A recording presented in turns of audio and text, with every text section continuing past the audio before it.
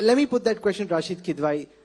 Is the brand as strong, or do you think because it is used so frequently in all polls, whether it's an assembly election, sometimes even in a municipal election, that it is only inevitable that the brand not be as fresh as it was 9 years ago, even 5 years ago? Absolutely, Rahul. The brand is certainly diminishing. It was evident in the elections of Karnataka. It was evident in the elections of Himachal Pradesh. And if this ongoing round of this 5 states election, you will see the outcome would prove it. And I think the entire thing. No, but we saw in 2018 and 19, the outcome of the assembly election results had nothing to do with the Lok Sabha results. Rahul, you see, the elections are something that you cannot sit on your past achievements, etc. It's like Donald Bradman. He was the greatest of all, but look what happened in the last inning. So that is what I'm saying. You have to win. You have to play each inning. आपको हर पारी ऐसे खेलनी है कि जीतने के लिए. Do you think? One more thing. Just quickly, yes. I want to add this thing. See, Mr. Modi's popularity, going by all those popular ratings, have never been less than 50%.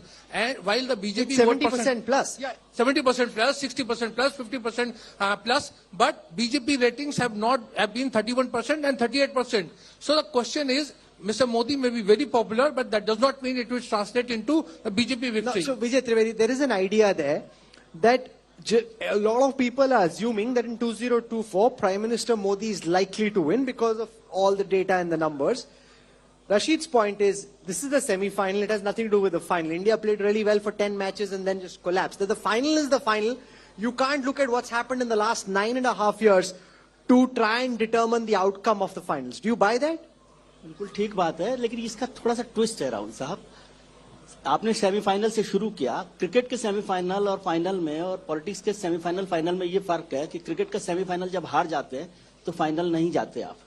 यहाँ भी पूरी पोजीशन है, पूरी जगह होती है कि आप सेमीफाइनल हार भी जाए तो भी आप फाइनल उसी ताकत के साथ खेल सकते हैं. तो 2018 का एग्जाम्पल भी आपने दिया है कि किस तरह से हो रहा है. तो और यदि आप वोटिंग परसेंटेज देखें तो विधानसभा से लोकसभा में प्राइम मिनिस्टर की वोटिंग परसेंटेज 10% ज्यादा है भारतीय जनता पार्टी को भी. जो विधानसभा में मिल रही है, मोदी जब उसमें फैक्टर जुड़ जाता है तो लोकसभा में 10% वोट उसको ज्यादा मिल रहा है. तो ये एक बड़ी बात है. दूसरी बात, डेमोक्रेसी के लिए कहा जाता है, एक बड़ी बात होती है सरकार को लेकर गुस्सा होता है, जो 10 साल में एंटी इनकम्बेंसी होती है. पहली बात सरकार के जाने के लिए. दूसरी बात है कोई उनके मुकाबले में ऑल्टरनेट है. दूसरी बात. तीसरी बात है क्या जनता सरकार बदलना चाहती. ये सबसे इंपॉर्टेंट फैक्टर है. उन दो फैक्टर में जब तक ये फैक्टर नहीं इंक्लूड होता कि क्या सरकार बदलना चाहती है जनता, और ये प्रेसिपिटेट होता है जो अपोजिशन लीडर्स हैं वो एंटी इनकम्बेंसी को प्रेसिपिटेट कर पाए, वो आज प्रेसिपिटेट नहीं हो रहा. और जनता में आज की तारीख में जहां बैठे हैं वहां ये दिखाई नहीं दे रहा कि जनता ये सरकार बदलना चाहती. और अभी आप इतना परेशान क्यों हैं? 1962 का रिकॉर्ड तो तोड़ने दीजिए जवाहरलाल नेहरू का. 3 बार प्रधानमंत्री रहे हैं Jawaharlal Nehru. But in 2004 as well, Mr. Vempati, there wasn't that much visible anti-incumbency. And yet Vajpayee ji lost and the Congress and Sonia Gandhi won. So the Congress's big hope is that in the cycle of things, a certain level of anti-incumbency builds up, that it is only inevitable that the government not do as well. They may not get voted out just yet, but they may not do as well as they did in the last elections. Plus the opposition seems to be coming together more sharply than it did last time. So I think there's a lot of wishful thinking there, but let me just clarify one thing. This whole thing about 38% and 50%, and I think there's a logical flaw there. Firstly, it's not just the BJP. You got to look at the entire NDA, its alliance's votes. Secondly, even in 1984, when Rajiv Gandhi won a landslide after Indira Gandhi was assassinated, the Congress did not get 50% plus vote share because it's a first past the post system. So this entire logic of more than half of the country is against him is nonsense. It doesn't work that way. Secondly, to your question about is the Congress and is the opposition seeing a silver lining or a hope here? I think it's important to recognize just by listening to the Congress spokesperson here how disconnected they are from the reality. The country is right now looking at with a lot of optimism, a lot of hope on the economic growth, India standing in the world, what the potential opportunities are, the possibilities are for the future. And I think what I don't see from the Congress or any of the opposition is a narrative around that hope, around that confidence. So that's the point that Vijay Trivedi makes as well, Anshul. The fact that you haven't been able to build a narrative of hope. All the ideas are potentially regressive ideas, whether it's a caste survey or something. These aren't things Rahul Gandhi and the Congress genuinely believes in, because when you were in government, you weren't pushing for it. Now you think of it as an idea of mobilizing caste groups in your support. But you haven't been able to build enough anti-incumbency the way the BJP was against you. No. First of all, even if you look at the manifestos in the state elections, the BJP manifesto is a cut and paste job of the Congress manifesto. I mean, it's clear from all their schemes, they've just looked at us and said it. We've run our state elections, first of all, on a highly positive campaign, and we've constantly critiqued the economic policies. They've wrecked the economy after demonetization. They've completely wrecked the economy and thrown it under the bus. The GDP, which Shehzad spoke about, it was 8%. We gave it as a gift to this government, and they plummeted. It fell dramatically after to minus 6.6. This was the doing of the government. They have no idea of macroeconomic policy, something that we've critiqued throughout. And we keep comparing it to our experience in the UPA government, which consistently gave you an economy of 8%. And not only that... Let Shehzad respond to this point, that you first critique freebies and then you campaigned in Rajasthan and even elsewhere. A lot of the campaign promises are replicas of what the Congress did. So then where is the opposition to freebies? Your brand is being diminished because you're not acting like a center-right party. You're basically copying some of the freebie ideas because they're populist and they may give Anshul's party some votes in these elections. Well, that is actually not true. And by the way, first on the economy and then coming to your question, the economy, when it was left by Manmohan Singh and their ilk, was $2 trillion. Today, the economy is $4 trillion. They left the inflation under the Arthashastri of about 10% per annum. Today, the inflation rate is down to 5% on average. So who managed the economy better? We took out 13 crore people out of poverty. And today, the economy, by every agency in the world, is being called as the fastest growing, largest economy. That's on the economy. As far as the freebies is concerned, what have we said in Rajasthan? In Rajasthan, they promised a cell phone to every girl in Rajasthan, every woman in Rajasthan, which is 1.5 crore cell phones. They ended up giving only 17 lakhs. They told the courts, we don't have the money for the rest because they could not even pay salaries. We, on the other hand, in our manifesto, and I gave this example on your channel yesterday, Himanshu was there, we said that if the girl passes the 12th standard in a meritorious way, so that she can access higher education, and higher education, one of the obstacles is to reach safely to the higher education institute, we will only give the meritorious girl who has passed the 12th standard a scooty. We have not promised it across the board. There's a fundamental difference being, okay, let me tell you what else we have done. We have given 10 crore women and people in this country free toilets, and we are proud of giving these toilets because every time a toilet is given, the woman does not have to think about whether she has to go in the morning or evening. She can go and relieve herself and stay safe, healthy and hygienic and use that time to access education. This is not a freebie. It is welfare. Is the... Once again, this debate between welfare and freebies in the manifestos that have come out in the assembly election and the promises that are being made, is that getting diluted, or do you think it is still as sharp as Shehzad would like us to believe? You know, there's a bit of a paradox in the sense that Mr. Modi initially used to, even before he became Prime Minister, he would say that I don't give anything free. He's announced free food to 80 crore Indians. Now, that's not a recent promise. That's a very old promise, post-pandemic. That it is going to continue for another 5 years. You know, that is what's been announced. And assurance that it is going to stay in force for 5 years. Now, that's a fairly long window. The other way of looking at it is that the government realizes that for 5 more years, 80 crore people would not be able to buy food which is required for the daily subsistence. That is a big thing. No, is that the realization, or they want to make life easier for these people? Essentially, I think it's an indication of Mr. Modi's failure to be able to generate jobs in the country. Mr. Vempati, that this is an acknowledgement of your inability to feed people, to create jobs. Rahul, may I just one second. Let Mr. Vempati respond. No, I don't agree with that. I think if you look at Mr. Modi's philosophy, right, it has always been a combination of a safety net and a ladder of opportunity. This is the safety net while he creates an economy of growth, which creates a ladder of opportunities for people to rise. I think that is the fundamental difference between his approach to the economy and his approach to politics versus whatever we have heard from the opposition, which is all scorched earth politics, you know, with regressive ideas like caste census, which are only going to take the country back, not take the country forward. May I, Rahul, please come in very quickly. I understand a lot of people want to speak. Let me explain this free food and free things that we are talking about. The free food thing is when the economy is rising, there is increased demand, there's obviously going to be food inflation. A lot of people who are now coming out of COVID need that safety net. If they do not have the right amount of nutrition, it suffers, their health suffers, which means additional health expenses, hospital expenses, which the government has to bear. Let me give you another example. The free tap connection or the free toilet. Can I quip that? One second, let me complete. The free toilet scheme has ended up saving 70,000 per household per annum in health expenses. Now, had these people not had free toilets, they would have fallen sick more often or due to lack of clean water, which would have meant that the state has to spend more money on them in hospitals, which are anyways free treatment for them. And therefore, rather than give them free treatment at the hospital, you ensure that they have free food, free toilets, or they have access to clean water, because of which their health is better and they can contribute more to the economy. And I understand Anshul is getting mad at the media, that media is building the brand Modi. Bhai, aapka product kharab hai. आपका product इतना खराब है, whatever packaging you put on it, the product is the same. अब वो product relaunch नहीं होता, तो ये मीडिया के ऊपर चीख रहे, चिल्ला रहे. No, because the strength of the brand, Anshul, is also always relative to what the brand is up against. If you're comparing, say, Donald Bradman with a person who's nowhere close to Donald Bradman, it'll always look inferior. So Shehzad's point is, we've got a mix of Rohit and Kohli, and you've got a tail ender, and that's not our fault, which is why our brand looks stronger. No. The Prime Minister is fighting against himself and his own deception.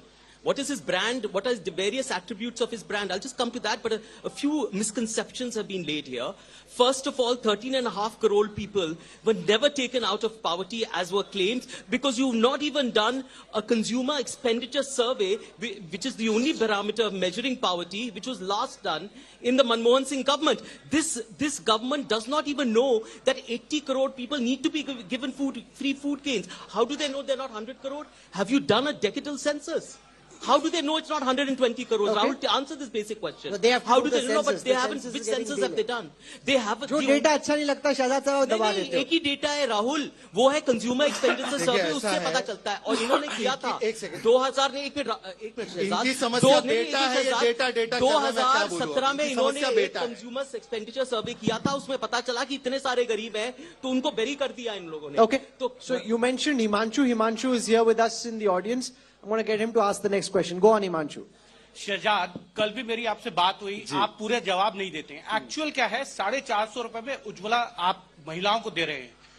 वो चीज उत्तर प्रदेश की महिलाओं को क्यों नहीं मिलेंगी? क्यों नहीं जो है मध्य प्रदेश में देने की बात करते हैं, आसाम में और गुजरात में देने की बात करते हैं? चुनाव में जा रहे हैं. आप राजस्थान की बात कर रहे हैं, आप किसान सम्मान निधि को 6,000 से बढ़ाकर 12,000 कर रहे हैं. क्या गलत है? लाडली दादी योजना 1,000, वंदन योजना में आप 5,000 से बढ़ा के 8,000 कर रहे हैं. तो फ्री बीस पे तो आप भी है ना. अटल बिहारी एक सेकंड अटल बिहारी ज्योति योजना में 100 यूनिट फ्री देने की बात कही है आपने मध्य प्रदेश में. आप राजस्थान की बात करें, बाकी प्रदेशों में भी तो आप फ्री बीस पे जा ही रहे हैं ना. मैं एक एक करके इसका जवाब देता हूं. राहुल, जहां तक सवाल है, इन्होंने कहा कि हमने राजस्थान में लाडली बहना के एक रिप्लिका स्कीम को लाया है.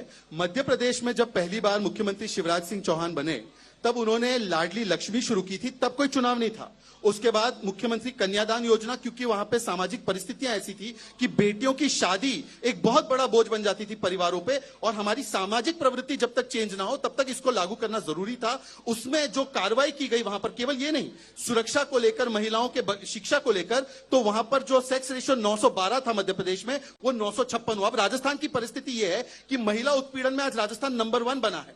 तो राजस्थान की महिलाओं को केजी से लेकर पीजी तक सशक्त करने का प्रधानमंत्री मोदी का पूरे के पूरा प्लान है. उनकी हर योजना के केंद्र में उज्ज्वला हो, मुद्रा हो, जनधन अकाउंट हो, चाहे शौचालय हो, नल से जल हो, या जो पक्के आवास देना हो, सब में महिलाएं. No, once again, his question is simple.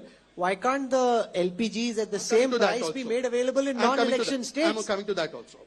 वैसे कांग्रेस जो राजस्थान में 500 का दे रही थी, वो कर्नाटका में 500 आप का नहीं अपना दे रही. बताओ. मैं अपना बता रहा हूं. मैं पहले इनका भी तो बता दूं. और हमारा भी बताता हूं. मोदी जी के नेतृत्व में जो सिलेंडर 900 रुपए का है, वो पूरे देश में 600 रुपए में उज्ज्वला उपभोक्ताओं को मिलता है. 300 रुपए का उन्होंने कम किया है प्राइस. अब राजस्थान में स्थिति यह बनी इनकी सरकार के चलते, सबसे ज्यादा महंगाई दर राजस्थान के परिवारों को झेलना पड़ा. 9.5% इन्फ्लेशन, 11.5 रुपए प्रति यूनिट बिजली का, सबसे ज्यादा पेट्रोल और डीजल पर वैट. बगल में गुजरात, उत्तर प्रदेश में 10-12 रुपए कम है. तो इन परिस्थितियों को देखते हुए राजस्थान की महिलाओं को कुछ समय तक हमने यह निर्णय किया है कि जो 600 में हमारी देश की महिलाओं को घरों को मिलता है, वो राजस्थान में 450 का मिलेगा। इन्होंने कौन सा दिया? इन्होंने 100 रुपया देकर क्रेडिट 500 का लिया। हमने 300 का दाम कितना है शहजाद? 1100 तो गैस सिलेंडर है। एक्साइज ड्यूटी कितनी है पेट्रोल की? नहीं, आप मुझे बताइए, एक्साइज ड्यूटी पेट्रोल और डीजल की कितनी है और यूपीआई में I want to broaden the arc of this debate to basically make this point that when you look at transformative figures in their countries, take a Margaret Thatcher or a Tony Blair, by the time their third election came, there was a visible sense of anti-incumbency. Rashid Kidwai, in that sense, is Prime Minister Modi different from some of the other international leaders? In the US, you can't fight a third pole, but where you can, how do you look at this international comparison? I think the entire model is flawed. One can, as far as success is defining it, it looks good. You see, we have a parliamentary democracy where members of parliament are supposed to elect a prime minister. Here we have a situation in 2014 and 2019 as if the prime minister was electing, the members of parliament. You look at the case of, Jyotiraditya Scindia when he lost election. Many of people who had voted against Scindia did not know who the candidate was. So if this is a situation in Guna, it was there in several other states. So it is flawed. It is bound to show, a weakness on the part of the BJP in the time to come. Look at the state elections. Mr. Modi is saying, I'm there. I'm at stake. Vote for me. Don't look at the candidate. He's been saying it increasingly and with good results. I agree with you, Rahul, but this is not a sustainable model. Do you agree with Rashid? He says ये बार-बार same चेहरा दिखा के same बात करके आप बार-बार same promise करके नहीं जीत सकते. आपको promise change करना होगा या फिर आदमी change करना होगा. Same promise एक ही बार इनकैश होता है. नहीं चलता, ये बिल्कुल ठीक बात है. लेकिन मैं फिर प्रेसिपिटेशन पर आता हूं, जो सबसे इंपॉर्टेंट इशू मैं समझता हूं. 80 करोड़ लोगों को आप मुफ्त में अनाज दे रहे हैं और ताल ठोक रहे हैं 5वीं इकोनॉमी की. ये कंट्राडिक्शन नहीं है? दुनिया में 5वीं नंबर की सबसे बड़ी इकोनॉमी है और 80 करोड़ लोग इस देश में ऐसे हैं जिनके पास खाना नहीं है. एक तो सीढ़ी बन रही है और सीढ़ी नहीं. 80 करोड़ लोगों को जरूरत क्यों है? यदि इकोनॉमी अच्छी है, हम लोग फल फूल रहे हैं, क्या आपके घर में जरूरत है? शशि के बाद नहीं, मैं अंशुल से बात कर रहा हूं. दूसरा सवाल है कि आप कह रहे हैं, राहुल कह रहे हैं कि टॉप रैंकिंग में प्रधानमंत्री सबसे ऊपर है. 70% उनकी रैंकिंग है, या 5वें नंबर पे है, 3रे नंबर पे, पहले नंबर पे.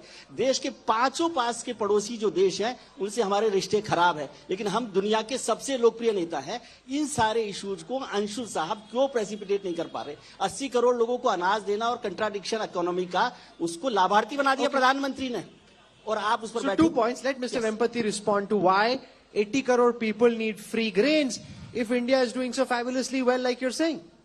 See, if you look at any of the developed economies, they always have a very strong social security program. Be it the United States, which has social security benefits, it has Medicare benefits, it has food coupons. You go to the Western Europe, you have even talk of universal basic income. So it's a fairly common phenomenon across developed economies that you have a strong social security net, because once you're on this growth path, there will be different dynamics that will play in different parts of the country. So as you're creating these opportunities, you're creating new jobs, bringing in new industries, you need to have the safety net, and that's what is created. Rahul, I think it is a little not genuine on the part of Vijayji. I respect him a lot. There are many countries, like Sir was saying, in Western Europe particularly, who go to the extent of giving even free bus rides under social welfare. So are you saying those economies are not developed? No. The fact is that an economy rising... they're at a different stage in their development curve. No. The point is... median incomes and their per capita income is much more. Yes. And therefore you should have lesser requirement to give free bus rides to those citizens. But yet, in the name of social welfare, somebody is giving bus rides to people, but here we are giving basic nutrition to the people. Our food grain storages are full. Instead of allowing them to be wasted, these are being delivered to the people so that their health and nutrition is at a certain optimal level, so that we don't... Let Nilanjan respond to the argument about comparing Prime Minister Modi with other leaders at a similar stage in their path to power and being in power, 10 years after they've been in power. Before replying to that question, there's a basic paradox in last year. You would remember that welfare schemes run by other governments, of the other parties, were all branded as Revdi by Mr. Modi. Today, the same welfare schemes which the center runs They are no longer being talked about as Reudis. He's saying they're empowerment. Reudi has disappeared. The word Reudi.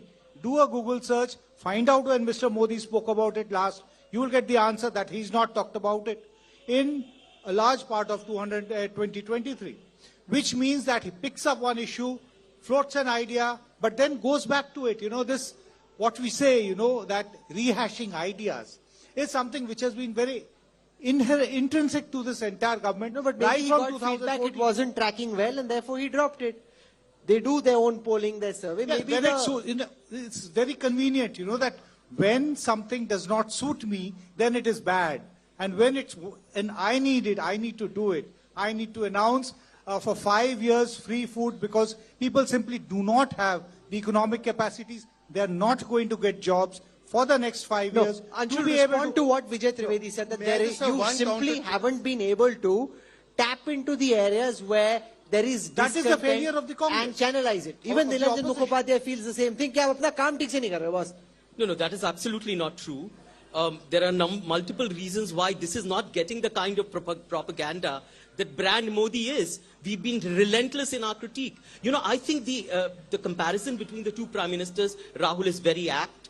Because Margaret Thatcher ran a highly brutal neoliberal regime in which there was massive price rise and unemployment, in which she cut down budgets on health and in education, right now what this government is doing. And Tony Blair tried to blindside his nation by the WMD bogey. Exactly the kind of deception that we see in the politics of the Prime Minister in case of China, in case of promises that not have been met. So here, I think that there is a mirroring that is going on and there will be a price to pay. And I think that you've taken up the apt examples. We are doing our job. We've been relentless in our critique. We've been offering alternatives. We took out the Nyaya Yojana. All time and again, we be saying reduce your expenses, reduce excise duty on petrol and fuel. That will bring down inflation. We have the expenditure, put money in the hands of the poor people. And for God's sake, have a decadal census. You don't even know the number of people. I never said that whether people require food or not. Okay. First, find out how many do require. Okay, I have only a few minutes left in this conversation. The last part of this conversation, I want to look at some of the key strengths and some of the key weaknesses of brand Modi. What can go right and go wrong in the next Lok Sabha campaign? So I'll start with Mr. Vempati. The key couple of strengths that you see and also looked at from the inside, the weaknesses that worry you. Sure. So I think the strengths are very clear, right? Strong leadership, very clear sense of purpose, a lot of clarity in terms of, you know, where he wants to see India over the next 2 decades with, you know, the idea of Amrit Kal, you know, developed India by 2047, and ensuring this, you know, this momentum that the country has right now on the economic growth path is sustained. So that is, I think, clearly. Weakness? In terms of weakness, I think, as I said, you know, the country is complex, it's very diverse. There are a lot of dynamics in different parts of the country, which is why he is moderating his message relevant to, you know, the election in question or the region in question, because the expectations, the aspirations of people across the country can vary. And I think that's a very natural thing because of the kind of nation that we are. Vijay Trivedi, key strengths, key weaknesses ahead of the next election. सबसे की strength जो है नरेंद्र मोदी की वो credibility, credible face है. वो जो बोल रहे हैं वो लोग मान रहे हैं. आप उसको नहीं नकार पा रहे, खासतौर से अपोजिशन में. इसलिए मुझे लगता है कि अपोजिशन को जयप्रकाश नारायण या वीपी सिंह ढूंढना चाहिए नरेंद्र मोदी को हटाने के लिए. मतलब एक मोस्ट क्रेडिबल फेस की जरूरत अपोजिशन को है. और जो वीकनेस है वो है डेमोक्रेटिक फैब्रिक में धीरे धीरे से नुकसान होता जा रहा है. राशिद किदवाई. I think कोई नहीं है टक्कर में. That is the biggest challenge before Modi. That's the biggest. है तो सही बेचारा, आपको नहीं लग रहा टक्कर में? The narrative that you see in India, every time there is a powerful leadership, it's always followed by a coalition politics. This has been a trend, and that will happen maybe this time or maybe 5 years later. I think his biggest challenge is his own image. Mr. Modi and BJP is a prisoner of its own propaganda. तो weakness बताई, strength तो बता दो. No, strength is, of course, his proven track record, his ability to convert everything into an opportunity. And, playing to the gallery. Okay. Playing to the gallery is a bit of a pejorative, hardly a strength, but that's fine. That's the best that Rashid Kidwai can come up with. Shehzad, don't tell me about the strengths. Each time you've spoken, you mentioned the strength. What worries you? What worries me is that in the haste of trying to defeat one party or one person, The Congress party is in fact even putting its own leadership like Nehru and Indira Gandhi into the dustbins of history, because it was Nehruji who stopped the OBC caste census. It was Indira Gandhi and Rajiv Gandhi who said, na jaat par, na paat par, muhar lagegi haath par. And when an OBC leader like Prime Minister Modi has become a national and an international figure, because they can't stand a chaiwala becoming the Prime Minister, they have come up with this new rules that even Akhilesh won't buy. I'll tell you, my strength is DBT. D for delivery, B for Bhashtachar Mukt, Bharat First, and T for taking India ahead and thinking forward. Think about digital transaction, you can now think of see UPI, and their DBT is dynasty, Bhashtachar and Tushtikaran. That's why Shehzad is a rising star. The Prime Minister loves these abbreviations and play with words. He's doing the same. Jaisa boss, Vaisa Shehzad. He's also doing the same, which is a smart thing to do. Anyway, now, hear my question before you respond. Sure. What do you think are the Modi government's strengths and what do you think are your weaknesses? No. The Modi government's strengths are its manufactured popularity, right?